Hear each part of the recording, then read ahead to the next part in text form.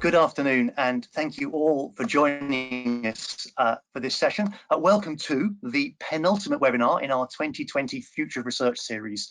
Over the past 3 months, we've looked at a wide range of themes and topics, from the applications of virtual reality in research to behavioural science and to semiotics.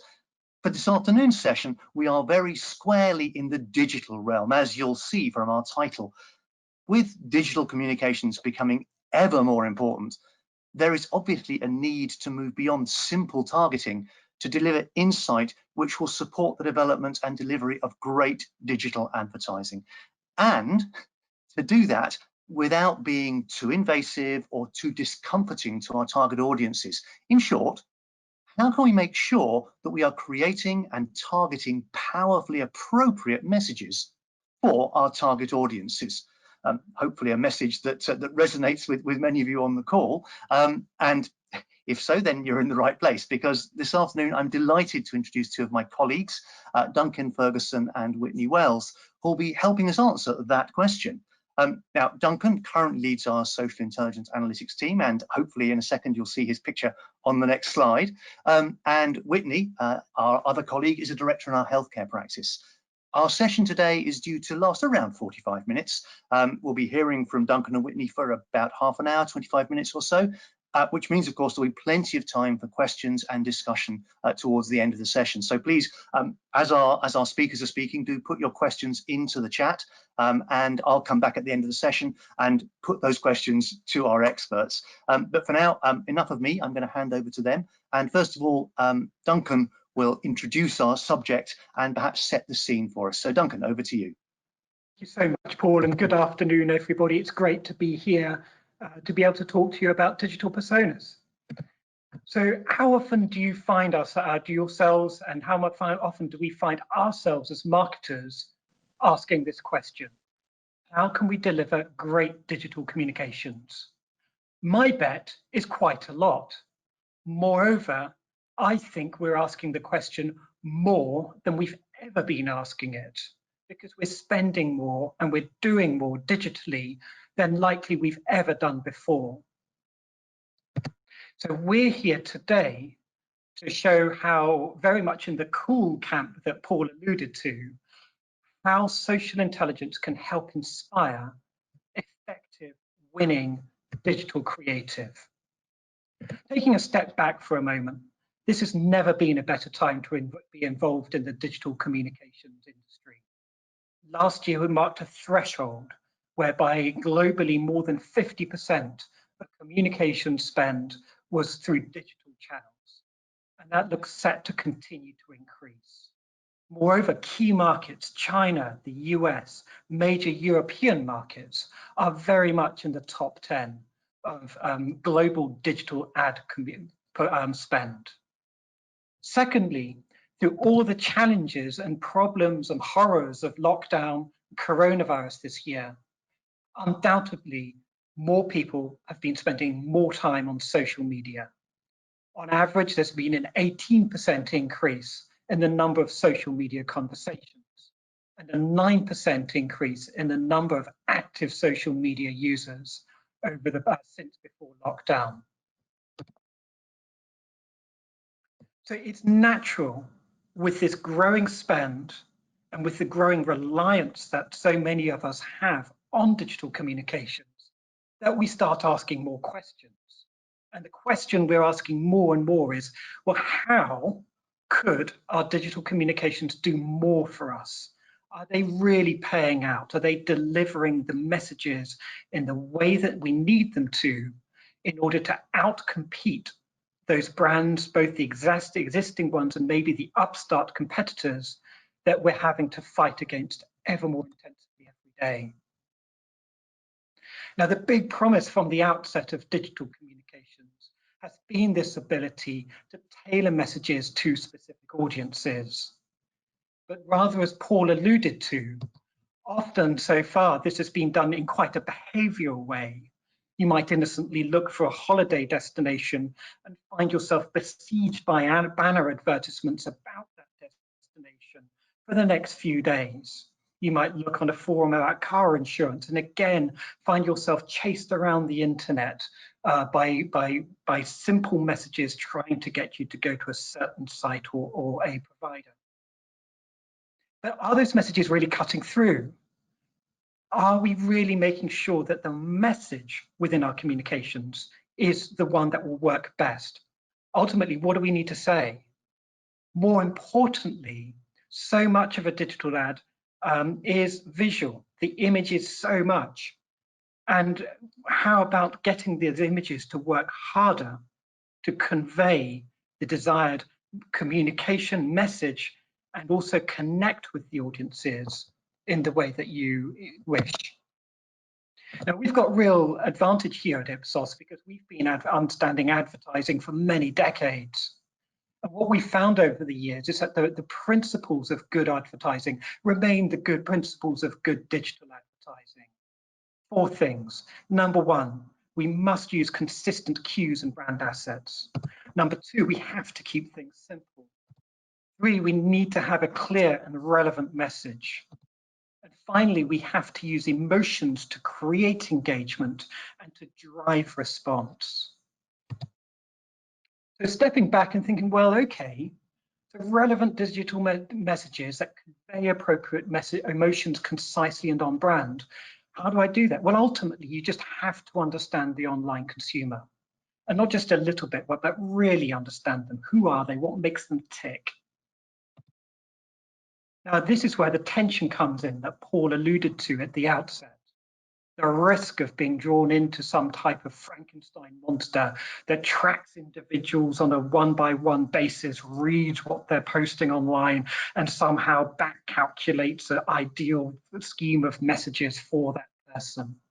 And that's absolutely not where we're going today. We're very much on the other side, on the cool side, around making best use of existing aggregated data and also applying all the research, psychological, and advertising expertise that we have to really understand and triangulate available data to help inspire winning creative communications.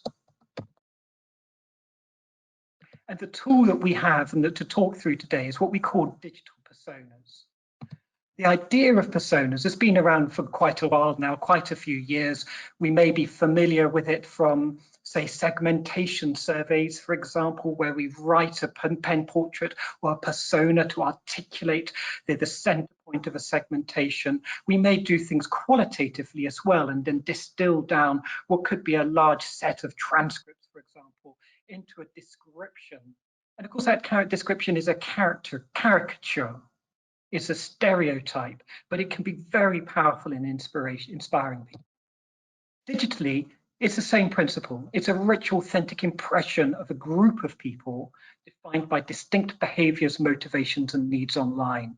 They convey insights about a target audience to inspire communications. And the key is that they need to be relevant, emotionally resonant messages. So to do this, to define, articulate effective inspirational digital personas does mean we have to have a close understanding both of people and of social data. Now, before going into the tool in a bit more detail, I just thought I'd give you an example of how we've used this once. This is, we had a global client who had just recently launched a very attractive product to their markets. It was a premium product. It is designed for a sophisticated, considered audience who want to do well in the world. It's aspirational. And in all of the imagery that the brand portrayed through social media on its website and packaging, product design, it was a very sophisticated, refined aesthetic, rather like this image here I've just selected just to bring to life, that sort of refinement that the client brand had in mind when they when they launched the brand. However, they tasked us for a particular market to say, well, okay, tell us about our target audience in that market. They had a clearly articulated definition of who they were interested in. And our task was to go spend time looking at how they behave, the types of general behaviors online, types of general interests shown online to bring it to life. And after a couple of weeks' work, we came back, and if I had to pick an image to bring to life this persona for this client, it would be something like this. They were into really quite rebellious things. They're into tattoos. They're into hip hop. They're into wrestling. They were into martial arts. They're into bling, rap, all this type of stuff. It was the aesthetic that this target audience lived in online was just a world away from where this brand had, with all the best intentions, targeted their communications. So how do we do it? Well, we've got this tool within Ipsos Synthesio Profiler that works to collect, it covers over 15,000 digital signals. We start with a definition of a brand persona, and we can cover many thousands of variables across art and entertainment, behaviors, brand engagement, socio-demographics, media consumption, and lifestyle and interests. And through that rich set of data, we can then build up an image. We can build a sort of first look quantitatively of where where a persona, or if you have multiple personas, pull apart. What are the interests that help define one persona against another persona? And we can go further. So with that data, we can then, for a given persona, we can then distill it all down, maybe, for example, into a pen portrait. And we can read across the many variables that we have to say, okay, what's the defining lifestyle? What are their defining affinities, values, brands, and so forth? But for us, this is just the start. Because what we can go further is actually immerse in those defining websites, where you do immerse in those defining activities and interests for a given persona, and say, well, what do they look like? What if I had a bedroom wall for this persona, what would be on it? And from this, we can create mood boards, either sourced directly from those websites or just generally from sort of stock images, to bring to life and articulate what the type of world that a given persona is living in. Now, that's just with the Synthesio Profiler tool. But of course, at Ipsos, we've got such a rich set of data at our fingertips that we can still go further. We can look online for what people are saying, what people are showing, what people are learning, for example, on blogs, forums, question and answers, review sites, and so forth, and also what they're searching for. So analyzing search terms to get an understanding of the different mentalities, and then mapping those back to the personas. Now, to do this well, we need a framework. And within Ipsos, we're blessed by a number of very effective and sort of piercing frameworks to really get to the drivers and motivations. You may have heard of the Syncytium framework taught in recent webinars, which is one that drives through fundamental psychological needs, for example. So in principle, we've got a great basis I'll start with a data-driven definition, but then bring it to life qualitatively through imagery to help inspire and articulate what is the world that a persona is living in, to then drive and shape communications that will resonate and inspire that target audience. All very well, I may hear you say, that I could imagine that working for, say, a large consumer audience, a large brand, for example. How about in a situation where I've got a much smaller audience, where, for example, I might be dealing with a certain professional audience, B2B, for example? How does it work there? So what I'm going to do now is I'm going to hand over to my colleague, Whitney Wells, and she's going to talk through precisely an example of how she's done that for a client. Okay, great. So now what I'm going to talk us through are the very exciting ways that the digital personas can be applied to expert audiences, as Duncan mentioned. I lead research with healthcare professionals, and I'm really excited to share with you actually a real case study of how we've gone about doing this research with dental care professionals. But before I get into that, I'm actually going to share a personal story with all of you. So a few years ago, I just started going to a new pharmacy. I started going to a mom and pop pharmacy near my house, and the pharmacy was run by pharmacist Dave. And as soon as I walked in the door the first time, it felt very different from any pharmacy that I'd been to in the past. So Dave sat me down the first time I came. We had a 20-minute chat. Every time I came in after that, he greeted me by my first name. He would ask me how my friend was doing that I'd mentioned had a health condition. And clearly the connection worked because Dave is the only pharmacist who I've ever remembered the name of. But the biggest surprise was when Dave friended me on Facebook. And he started liking my comments, and he started commenting on my posts. And personally, I hated that because I'm not the kind of person who wants to have a chat when they go to the pharmacy. I want to get my medication and get out. But also, it made me quite uncomfortable having him on my Facebook, and not to mention these days, we would have had GDPR concerns. But what was interesting is many of my friends loved that, and that was why they had recommended that I go to this particular pharmacy in the first place. But the reason I mention this story isn't to point out that my friends and I probably were in different personas in terms of how we want to interact even digitally, but actually to highlight that healthcare professionals themselves want different things and are motivated by different things. Dave wanted to see that personal connection.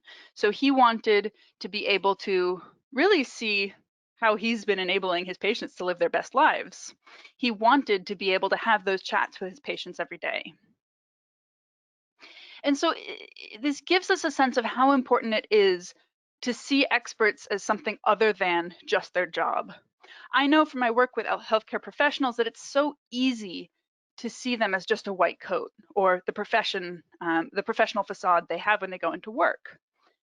But it's critical for us to understand what's driving them as people. What makes them get up in the morning? Why did they become a doctor or a pharmacist in this case? Before they put on the white coat, what are they most excited for that day? And it might be easy to say, well, all doctors are excited to see their patients or to help patients, that kind of thing. But from my work with healthcare professionals, I can tell you it really varies. So some healthcare professionals, yes, are really driven by that patient connection. They want to hear the gratitude in their patient's voice or have the patients be an active part of their treatment decisions. Some of them are more motivated by the feeling of being experts and knowing that they've been involved in creating guidelines that are then improving the care for hundreds of thousands of patients worldwide or nationwide, that sort of thing. So you see a huge variation in terms of what they want to be involved in. And so we get to the importance of understanding them as people first.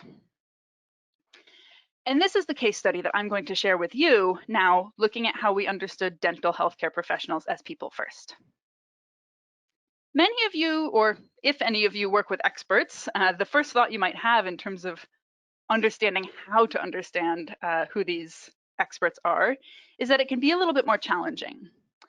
And this is because experts sometimes can be harder to get a digital understanding of because they may be discussing on forums that are closed to the public. So if we take the example of physicians, for example, many of them have discussions on closed forums where you have to be board certified, so that way the physicians can be talking about patient cases and helping each other. And so then it makes it harder to observe the authentic, the unbiased online conversations or interactions they're having, which is such a critical part of understanding who someone is online.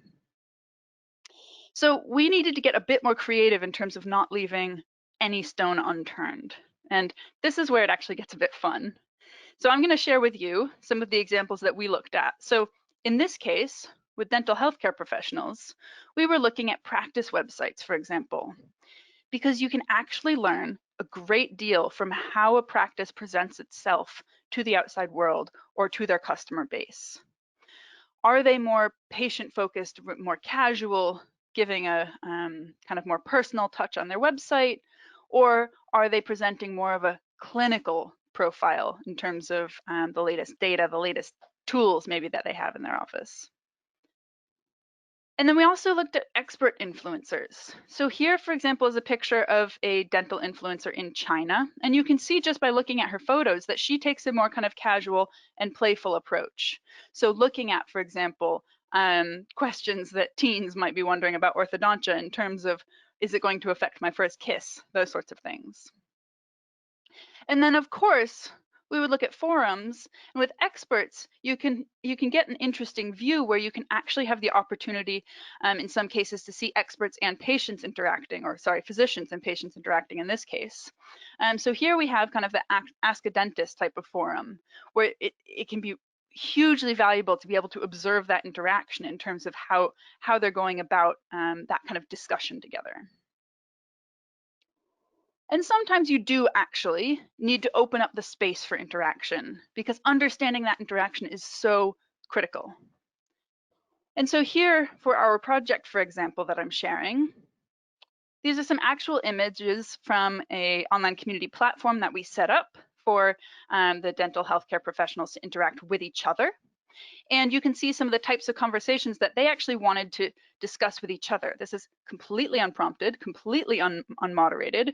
These are just the types of questions they really thought, it's really valuable to have an opportunity to ask these of my peers. And with this sort of interaction, you can get a sense of what are the topics that they want to ask about. So in this case, some more of the factual types of topics, or you might see more of the kind of the patient, the personal types of topics.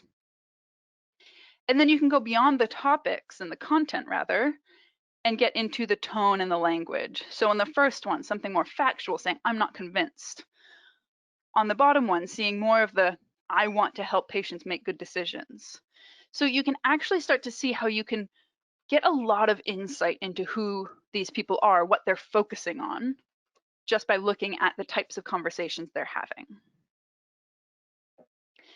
And then, as I mentioned at the start, it's so important to understand who they are outside of work, who they are beyond the white coat. And so again, I'm sharing real images here of images that the dental healthcare professionals posted to represent who they are beyond the white coat. And you can see, again, are they someone who wants to post pictures of their puppies? Are they someone who wants to post pictures of their latest holiday, whitewater rafting? Or are they more posting maybe a photo of their favorite sports team? So you can think about how they present and project themselves to the world. And then of course we can take advantage of really valuable information online in terms of digital behavioral data. And so here's where we can look at, are these personas groups who tend to look at the Financial Times or Sky Sports or Rolling Stones? Are they healthcare professionals who look more at the kind of the academic sources, the journal articles, or are they looking more at the kind of commercial medication types of aspects? And all of this then allows us to build up to a portrait, an understanding of who these people are in terms of how they're presenting online. So if we put all of these pieces we've seen together, we could see, for example, an example persona here of the personal carer. We have a little summary of who they are, maybe a snapshot of what their practice website looks like, the sources that they might be looking at, some of the photos they might be posting. You can put this together into a profile of how they might present themselves online. Something that our client could look at and get a quick snapshot overview of who these people are and how they want to interact.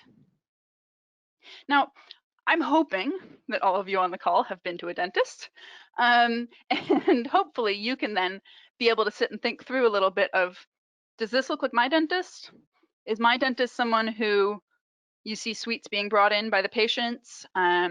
Maybe their practice is an extension of their family and they talk about how teamwork makes the dream work. Or are they more, maybe a persona that's a bit more business focused in terms of making sure they're running the business efficiently, you're in and out on time, much like I would have wanted at my pharmacy.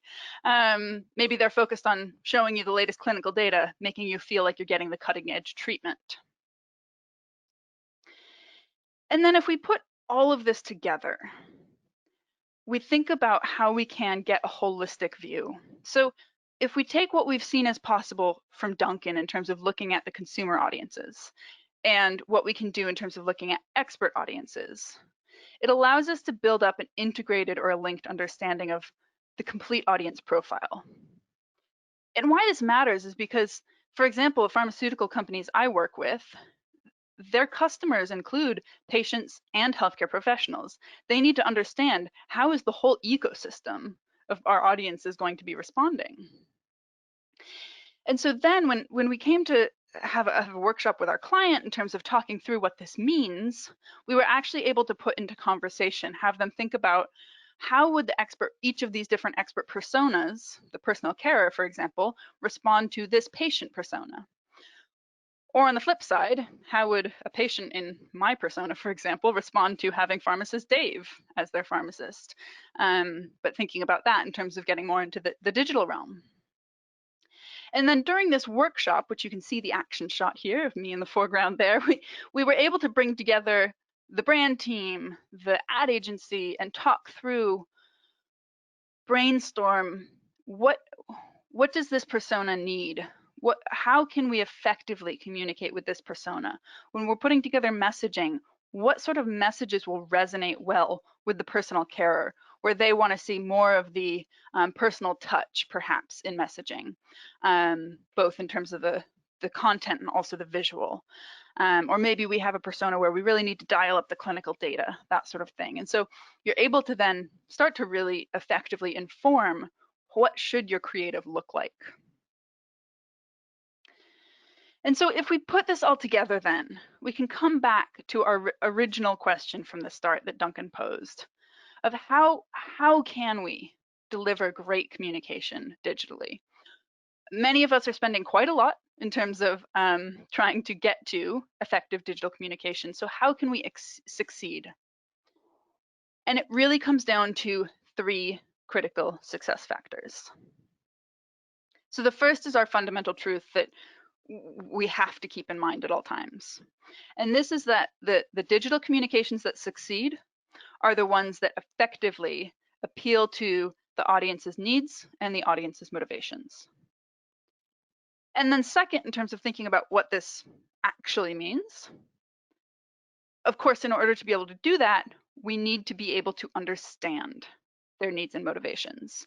And if you have an audience made up of different groups, maybe experts, maybe consumers, then you need to be able to understand each of those individually. You need to take the time to individually get to know those audiences before you can then put it together into a holistic understanding of who you're targeting. And the last is where the rubber really meets the road in terms of how on earth we actually achieve that understanding. And what we've shown you today is that by putting this data, digital data, to work with a human-first framework, we can understand, we can identify who are our audiences, what are the digital personas that are made up, that our audience is made up of, what are their needs and motivations, and then most importantly, by using this human-first framework, understanding how we can successfully engage with them digitally. So with that, I'm going to pause. I'm going to hand it over to Paul to go ahead and come back to any questions that you all have come up with for us. Thank you, Whitney, and thank you, Duncan, and thank you to all of you in our audience. Just a reminder, if you do have questions for Whitney, for Duncan, on any of what we've talked about this afternoon, please put those in the chat, and I will put them to our 2 speakers. I've got a couple already. And first one, Whitney, is aimed at you, and I suspect to some extent we're in client confidentiality world here, but obviously you talked about the personas being used to create inspiring creative and engaging creative, and I guess you just couldn't show it to us, but are you able to tell us a little bit about kind of where you ended up and how it was the personas influenced what the creative actually looked like? Yeah, absolutely. That's a really good question. And in terms of how the client goes about this, I think there are certain aspects that are really critical in terms of succeeding with that. So one of the things that our client did that I think was incredibly important in bringing this to life was that they actually implemented, I guess you could call it a rule, that for any meeting that they had talking about their marketing strategy, about their brand strategy, they required that every meeting started with a discussion of the personas. So even though they all knew who they were already, they would take 5-10 minutes at the start to just say, all right, let's talk about our personas again. And what that meant is that when they were going into those meetings, they were already living and breathing and putting their customers at the forefront. So all of their conversations were kind of steeped in this focus on their customers, which I think had a huge impact. And then certainly what we started looking at in our initial brainstorms would be looking at, okay, let's actually take existing creative that we have and go through. So we would have a few people who were actually, the personal care persona or a different persona, and sit there and say, okay, well, this wouldn't work for me for this reason, or this isn't addressing these concerns that I have. And so starting with that dissection and putting under the microscope of what you have already, and then carrying that forward into then the sessions that the ad agency will be leading and focusing on in terms of looking at not only the imaging, as I said, but also the text and the messages. Brilliant. And I think I like this idea, as you say, that you're not just sort of briefing the ad agency, but the personas are helping the client to begin to step into the world of this particular persona or another persona. Another question, thank you, Whitney. Another question, this time for you, Duncan. And actually, we've seen a couple of examples here. We've seen a consumer example, we've seen a healthcare example, but inherent in the question is the assumption that maybe this won't work in every context. The question being, how will I know whether this approach will work for my brand? No, maybe there's an assumption there that some brands it won't work for, but how would you answer that?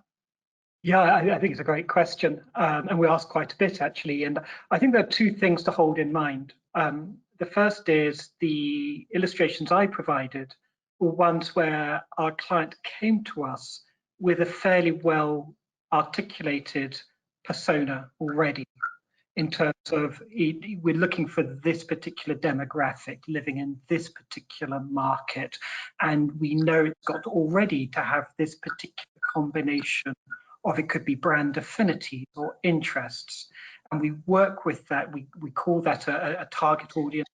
We then define what we call a reference audience, which is basically everybody else, or everybody else within the universe that the client's interested in, and off we go. We often have situations where clients don't have a clearly articulated definition. They may have something from other sources. It could be research, it could be other research, other resources entirely different. Sometimes it can be quite exploratory as well. So in that situation, we'd work with the client to help them identify and define what a target audience is. Step one. Step two is then making sure there are enough of them for us to do the quantitative analysis, for example. And so we, given the importance of the anonymization and the aggregation in the data, we do need many tens of thousands. We typically start at minimum 50,000 for a given persona within a given market, typically many more than that, in order to have a clear and robust read.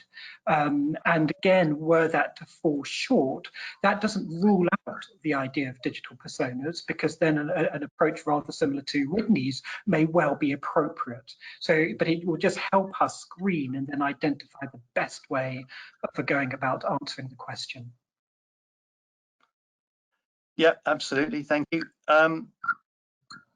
Another question here, just so reading the question as we go here, and I've just lost it for a second. Give me a moment. So I think we're just talking about, we've seen a B2B, B2C example already in what you've talked about. So Whitney, you talked about a kind of healthcare professionals. Duncan, you were talking more about what happens in B2C. What are the differences? I mean, if we're looking at the difference between doing it with B2B, doing it with B2C, what are the major differences between those two types of situation?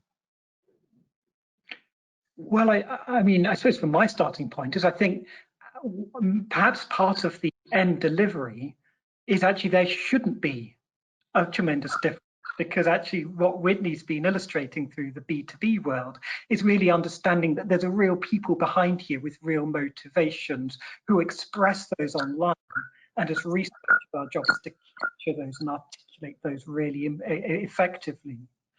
The B2B or the B2C examples that I was providing, okay, I can say, look, it's based on many tens of thousands of data points, and that's really important, so that the client can know that there's a lot of substance behind it, as opposed to hypothesis.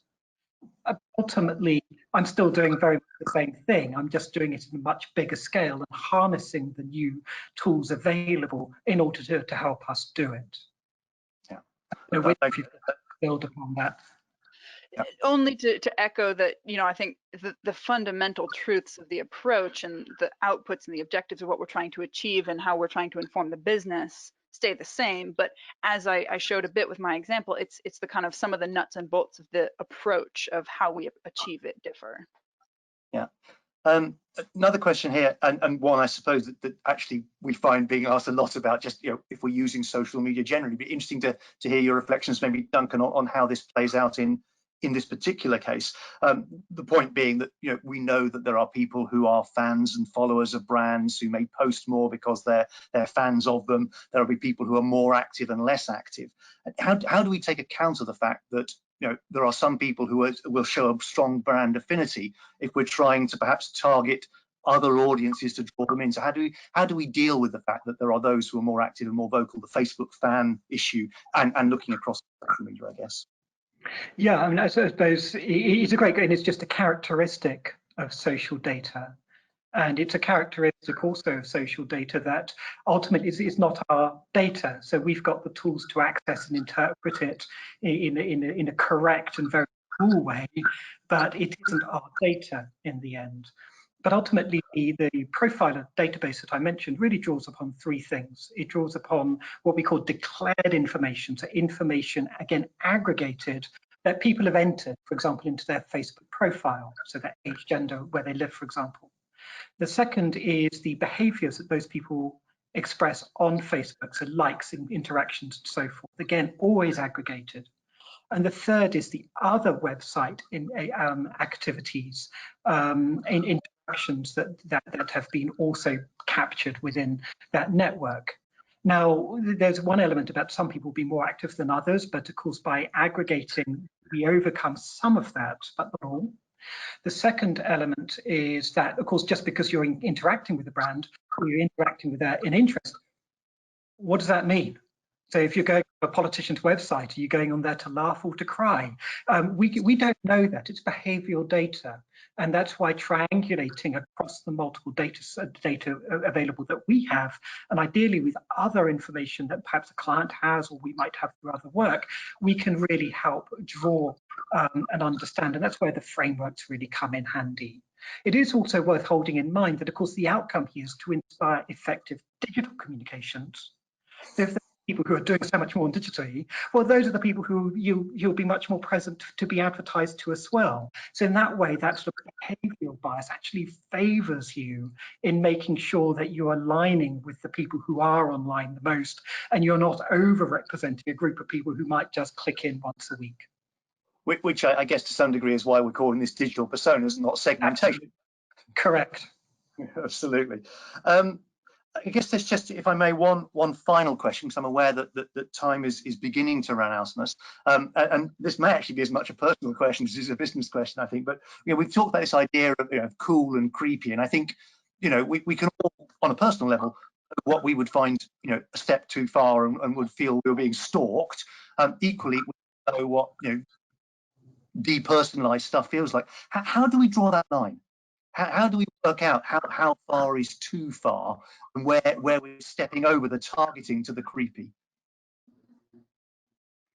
Yeah, maybe I'll start very quickly and then hand over to you, Duncan, because I think that does very nicely link back to my story with Dave the pharmacist, just in terms of the fact that we do have to bear in mind that, as you say, it is very personal, and this is going to be varying by the personas that we're identifying. And so that's certainly something we can also take into account in terms of this persona is going to respond very negatively to this type of activity that might be a little closer to the realm of less cool.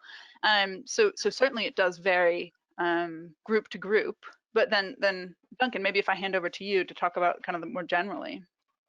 Yeah, I suppose there are a couple of levels to this. I mean, first of all, clearly, there are very clear laws that we abide by, and indeed, we're very leaders, I suppose, in that sense. And there's both laws. We've also got very strong, as a profession, very strong and clearly articulated do's and don'ts, which really help us sort of as a backstop.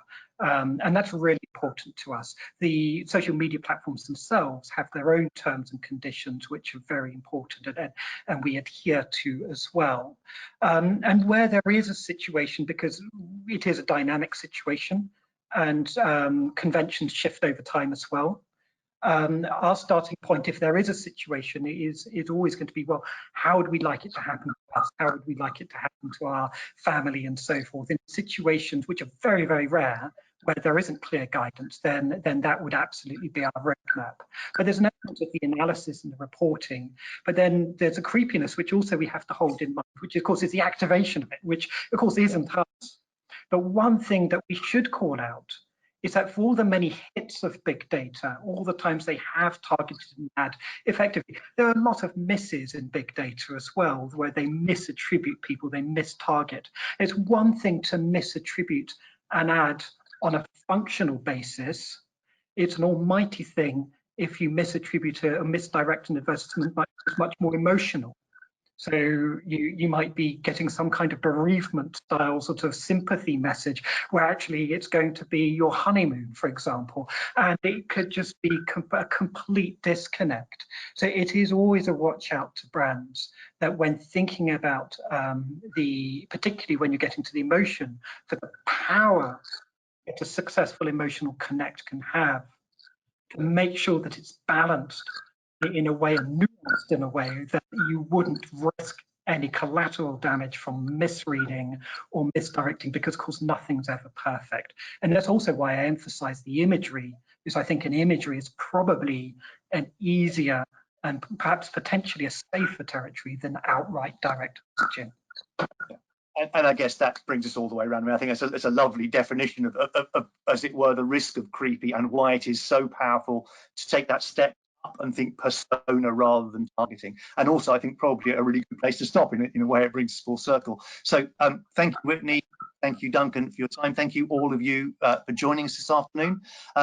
If you are available at the same time tomorrow, we've got the final session in this year's Future Research Series. The title of tomorrow's session, Keeping Our Finger on the Pulse.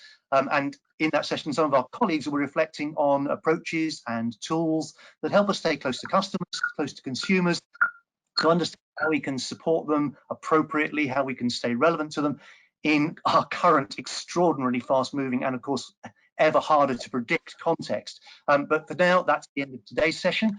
Recordings of all of our sessions from September and October are already available on at the futureofresearch.ipsos.com. So you can look for them there. And this session and the remainder of the sessions from this week will be posted there in a few days' time. But that's it for now. Thank you very much for joining us. Have a great afternoon, and hopefully we'll see you soon. Thanks a lot. Thank you very much. Thank you.